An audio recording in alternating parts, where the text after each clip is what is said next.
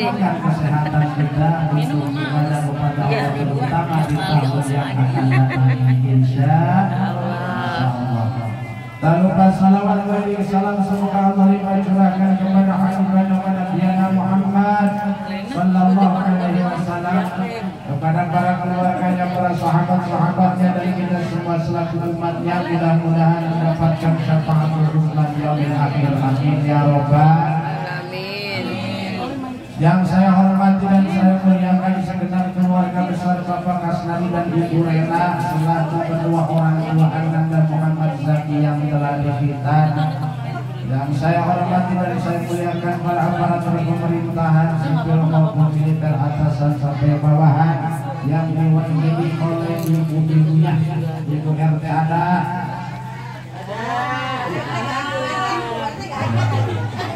Ibu RW ada. Kalau Ibu Kadus pasti nggak ada, soalnya nggak diundang. Benar, Ibu Lurah juga ada, nggak ada sebenarnya diundang. Diundang juga belum tentu datang. Musim hujan begini Bu ya. Namun musim hujan ini merupakan rahmat dari Allah Subhanahu Wa Taala. Amin ya Rabbal. Kalau kata orang Sunda bilang, meskipun menyangnya segede tulang, tahu juga. Bos cuma tahu tulang, bos cuma tahu barang di kantornya. Segede tulang itu segede. Zaman dulu itu kalau masak nasi kan suka apa namanya, disiram air dulu tuh di kayu. Nah, atau ada dari kayu tuh bahannya.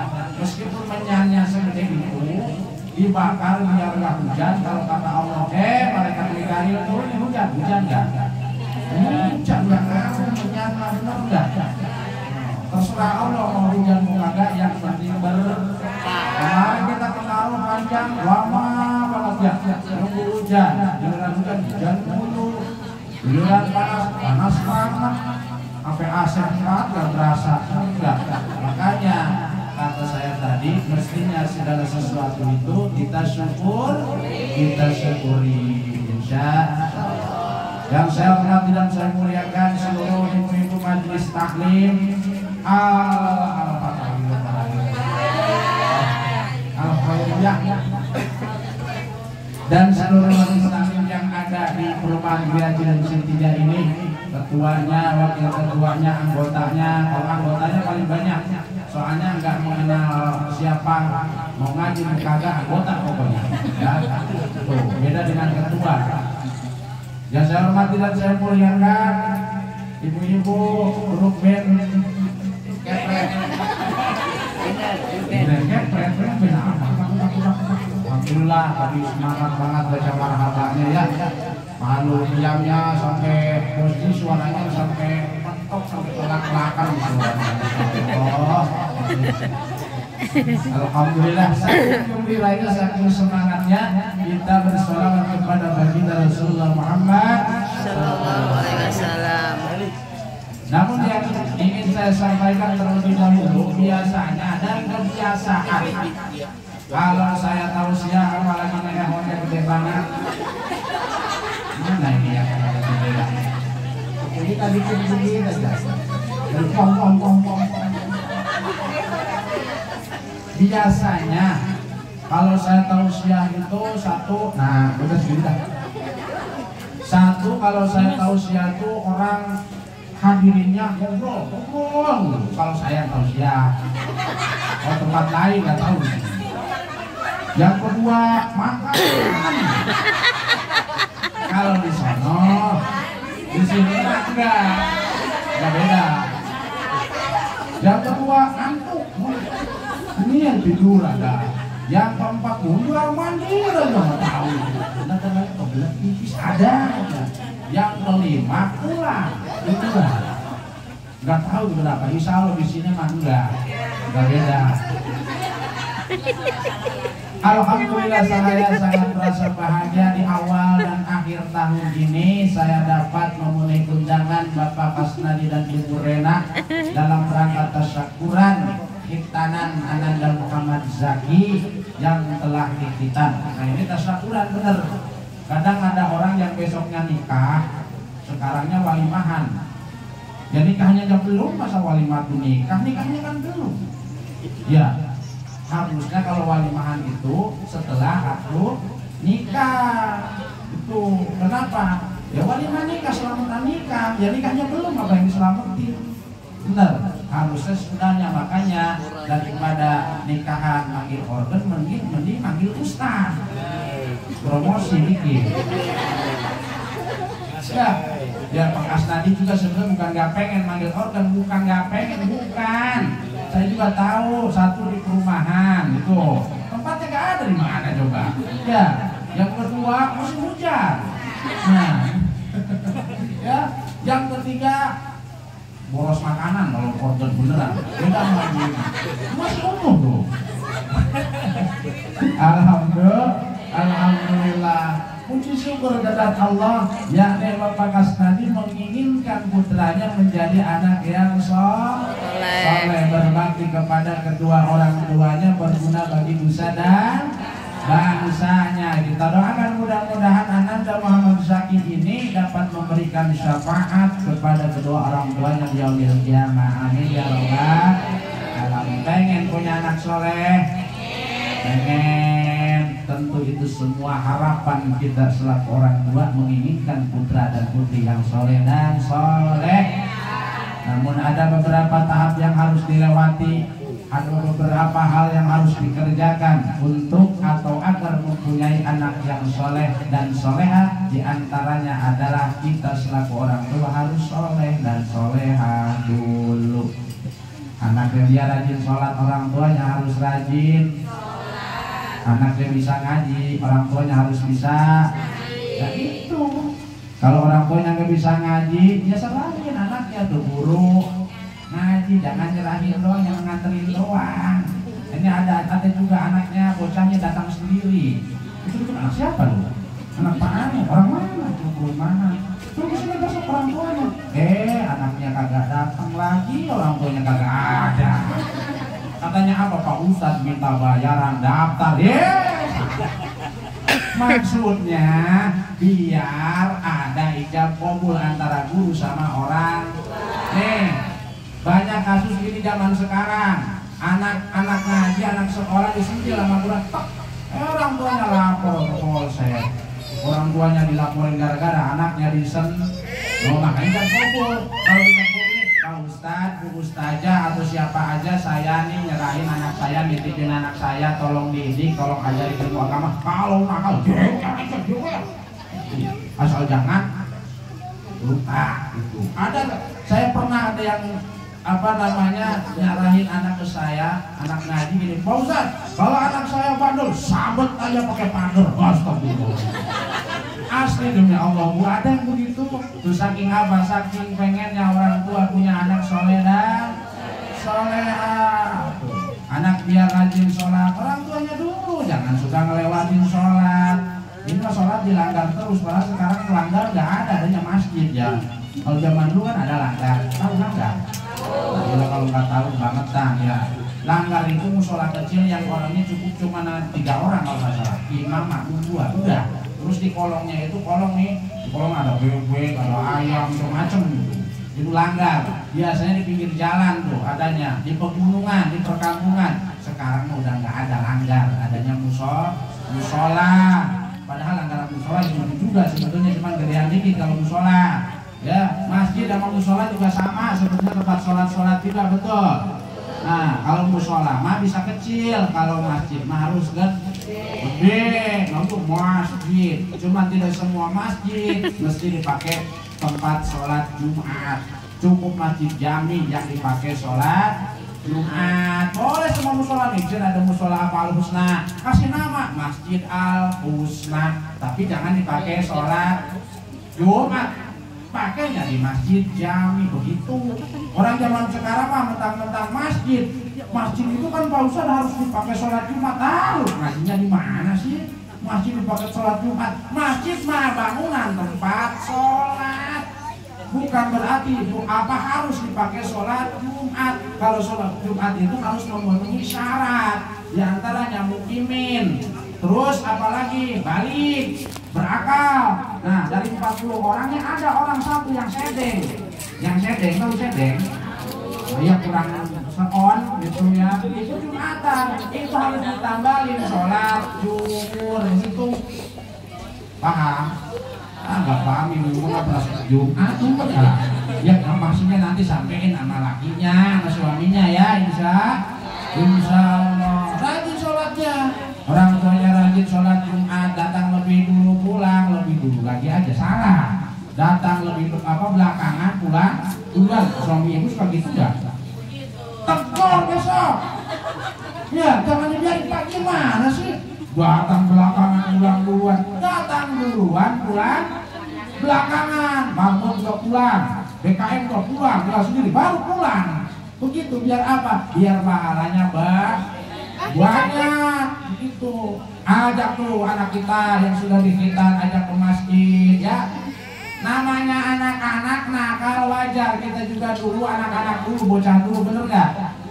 Ya, ada gak yang lahir langsung bocor gede, ya kan? Bocah dulu nakal dulu, tapi nakalnya juga teratur, artinya apa? Orang tua mesti nasihati, jangan sampai anak di dalam masjid main bola. Bocah di masjid main bola, dada aja, ditegur, dibimbing biar benar ya, insya Allah. Nah, kenapa Islam mensunahkan untuk dihitan? Salah satunya agar putra kita masuk ke masjid itu tidak bawa najis. Hitan itu adalah sunnah, namun apabila hitan itu berakibat, tidak dihitan berakibat buruk untuk kesehatan, wajib dihitan. Tuh, misalkan nih, anak kita belum dihitan, kok sakit-sakitan, kok berbagai penyakit menjangkit kepada dirinya, wajib segera dihitan. Tapi kalau tidak ada efek apa-apa, tidak berpengaruh apa-apa, maka sunnah dihitan. Kalau perempuan sama, sunnah juga. Nah, gimana Pak Ustadz dihitan perempuan? Tanya sama bidan, jangan nanya sama saya nggak tahu. Ya. Nah, kalau nggak dihitan boleh, cuman. Ini, ya tidak wajib, cuman alangkah baiknya perempuan juga dihitan. Kenapa kalau nggak dihitan? Kalau nggak dihitan bagaimana? Ya boleh aja kalau perempuan mah. Cuman, kasih tahu apa jangan nih cumannya? Kasih tahu, cuma kata orang tua dulu, kalau perempuan kagak dihitan, nanti udah balik ke atas nih, udah dewasa, mewarisi dutian. Tahu pasti dutian? Doyan apa? Doyan itu pokoknya, pengen terus.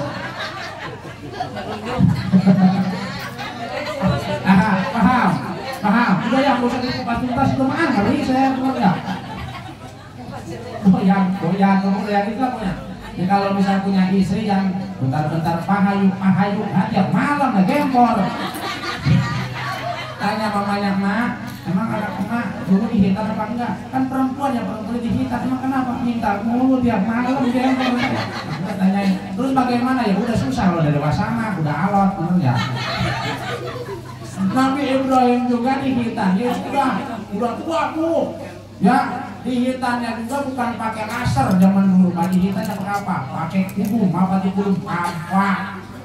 apa? Bukan kampak yang kecil kayak tukang bas ini segede gini, bukan. Kampak yang paling gede, tahu nggak, yang buat nampol kayu? Itu kebayang sama kita bu, kalau Kanjeng Rasul nggak mensyariatkan hitan kepada kita, kebayang nggak laki kita usianya udah 80 tahun? Itu kulupnya dibenyeng, ditaruh di kayu. Untung kena kulupnya doang. Kebayang kalau kena palanya. Gitu ya. Untung kita umat Kanjeng Rasul. Syariat kita tidak sampai dewasa, bahkan kalau sudah balik boleh sebelum balik dihitan, karena hitan itu untuk kesehatan, karena di dalam kuluk itu mengandung najis. Kalau habis pipis itu sudah tersisa di kuluk. Jadi kalau ada suami yang belum hitan, seumpama andai kata apabila sebelum wudu Ini kan nonton ini kan ngaji. Allah ya Rabbi. Nih sebelum wudhu, kalau ini contoh dibengengin, itu dibersihin dalamannya, kebayang ini apa nanti apa kerasa kerudel gitu, pasti begitu.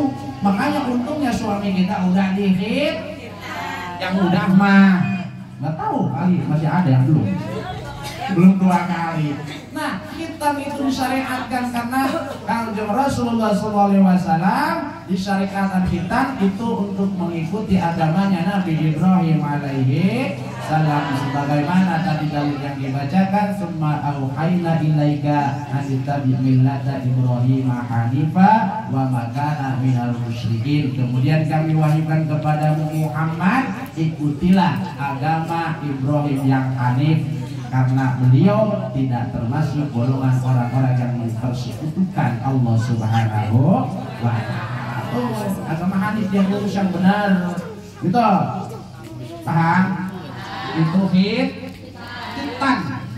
Jadi sunnah. Tapi kalau membahayakan wajib kalau membahayakan, karena banyak bakteri dan kuman-kuman yang ada di situ. Terserah itu mau pakai laser, mau pakai bengkong, terserah. Udah zaman sekarang bengkong nggak ada. Nggak tahu Pak De, mungkin dulu waktu mudanya dihitannya pakai ini ya Pak De. Dihitannya bengkong apa mantri? Dulu. Hah? Mantri. Alhamdulillah saya bengkong Bu. Kebayang nggak pakai bengkong? Bengkong itu apa ya? Tukang hitam yang ada di kampung yang obatnya obat herbal. Jadi itu 2 bulan Bu, ituannya itu ini apa jadi gemuk. Karena apa? Karena zaman sekarang ada suntik, zaman dulu enggak. Benyeng, bursa, pernah saya ludahin wajahnya tuh bengkong. Demi Allah saya ludahin. Makanya orang yang dihitan, anak yang dihitan, yang diingat sama bengkong itu cuma saya. Karena seumur hidup dia menghitan, cuma saya yang ludahin mukanya. Saking sakitnya, wah gitu. Ya namanya bocah masih gini kan belum sadar, bener nggak? Belum tahu itu boleh apa enggak. Ternyata alhamdulillah meskipun pernah diludahin, beliau selalu mengingat saya. Ketika saya bersorak, wah Haji, wah orang Bogor nih, itu udah ketahuan. Karena seumur baru diludahin namanya anak, katanya nggak ada yang mau jadi lagi. Alhamdulillah cuman beliau sudah wafat, kita akan mudah-mudahan husnul khotimah. Amin. Nah, kalau ibu nih punya anak pernah dihitan oleh mantri yang muslim, harusnya muslim yang dihitan itu kan? Harusnya. Pernah nggak ibu mendoakan mantri tersebut? Ya ilah. Nggak kenal. Ya pokoknya ini khususon yang pernah nyunatin anak saya Al-Fatihah gitu. Kenapa? Karena berkat beliau, meskipun dibayar Ipin itu 1.800 atau berapa katanya perasaan itu kita nggak segitulah ya. Itu meskipun itu dibayar, tetap beliau itu menghitan kita, menghilangkan najis kita, sehingga kita kan ibu ya, maksudnya laki-laki sholatnya tidak bawa najis, jadi sah sholatnya kalau nggak bawa najis. Ini Fatihah Bu, biar apa? Biar anak kita jadi anak soleh.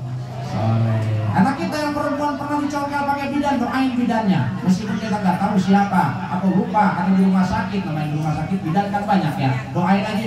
Khususon bidan yang pernah nyunatin putri saya, yang pernah nyongkel gituannya anak saya, Al-Fatihah gitu.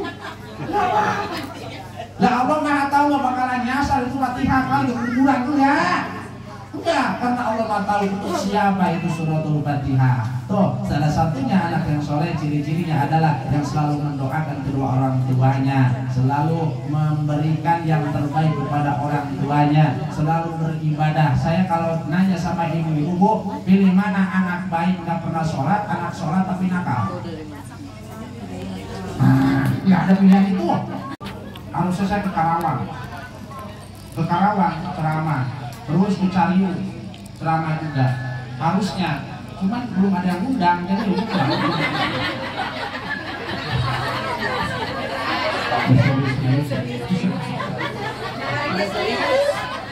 Loh, kenapa anak kita lebih ditekankan untuk melaksanakan sholat 5 waktu karena kata saya tadi, senakal-nakalnya anak insya Allah dengan dia rajin mengerjakan sholat dia akan berubah perilaku buruknya insya Allah. Nah ada kok Pak Ustadz orang yang rajin sholatnya ada tapi gibah mah gibah, ngomongin orang lu, tetangga ngomongin lu siang malam, nggak ngobrol langsung chatan di WA, nggak chatan bikin status. Ada yang gibah kerjaannya. Kata Nabi al-ghibatu asyaddu minaz zina. Gibah itu lebih kejam daripada perzinahan. Kenapa? Karena orang berzina berhenti dari perbuatan zinahnya, dia bertobat kepada Allah, maka Allah menerima tobatnya. Tapi orang yang gibah tidak cukup bertobat memohon ampun kepada Allah, dia mesti datang ke orang yang dia gibah. Bu, maaf ya kemarin saya ngomongin ibu, ngomongin apa? Kok ngomongin jelek banget? Mohon maaf ya Bu, jangan diomongin dan ngomonginnya. Pokoknya saya mohon maaf, keceplosan gitu. Minta maaf. Kata yang diomongin apa? Saya nggak bakalan maafin ibu kalau ibu belum cerita apa yang diomongin. Nah gitu. Makanya jangan digibah. Tapi kalau orang yang digibah ridho, ya udah Bu saya maafin, baru kita tobat kepada Allah Subhanahu wa Ta'ala. Itu bahaya gibah. Itu dikit, gak bakalan bahas terus-terusan ya, waktunya ini dikit lagi. Nah, kemudian sholat itu di dalam bangunan ibarat sebuah tiang. Nih bangunan kalau ada tiang roboh nggak? Kokoh nggak? Enggak kan? Ini rumah ini karena kokoh karena ada tiang. Makanya dalam agama sholat itu adalah tiang agama. Begitu pun di rumah itu adalah tiangnya bangunan. Ya, ibaratnya itu tanpa tiang rumah atau bangunan tidak akan kokoh. Bahkan dalam satu keterangan di dalam kitab Wasiatul Mustafa, Rasulullah Muhammad SAW berwasiat atau bersabda kepada Sayyidina Ali karramallahu wajhah, ya Ali tamana malaikatu Jibrilu ayyakuna min bani Adama. Hei Ali, kata Kanjeng Rasul, malaikat Jibril itu menginginkan menjadi bagian dari manusia lisab'i khisalin karena 7 hal perkara. Apa? Malaikat Jibril ingin jadi manusia karena 7 hal, 7 perkara. Yang pertama as-shalawatil khamsi, karena sholat 5 waktu ma'al imam serta imam. Oh, berarti malaikat Jibril maka gak pernah sholatnya sholat khusus, beda dengan kita. Kalau kita mah sholat sudah jelas 5 waktu. Karena apa? Malaikat itu diciptakan, kalau tidak salah ya, mohon maaf kalau salah, Allah menciptakan malaikat dari mulai sujud sampai hari kiamat. Malaikat itu istighfar sampai hari kiamat.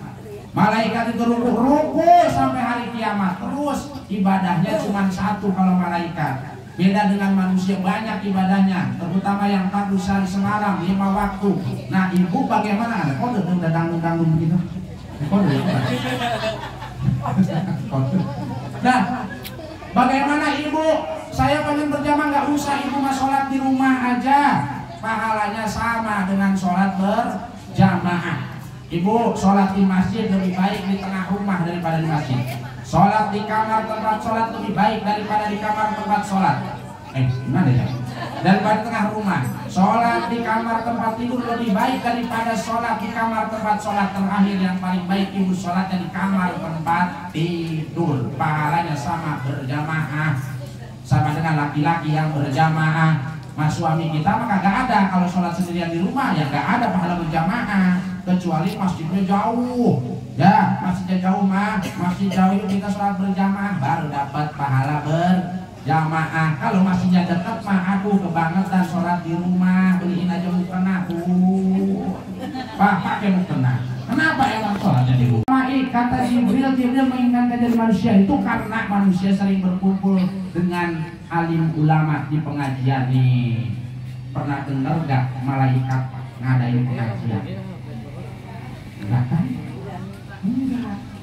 Makanya malaikat pengen jadi manusia, karena manusia mah kumpul di tempat majelis taklim. Yang kedua biar singkat, lewat berapa? 34 menit. Berapa ya buat? Yang ketiga, malaikat menginginkan jadi manusia itu yang ketiga apa?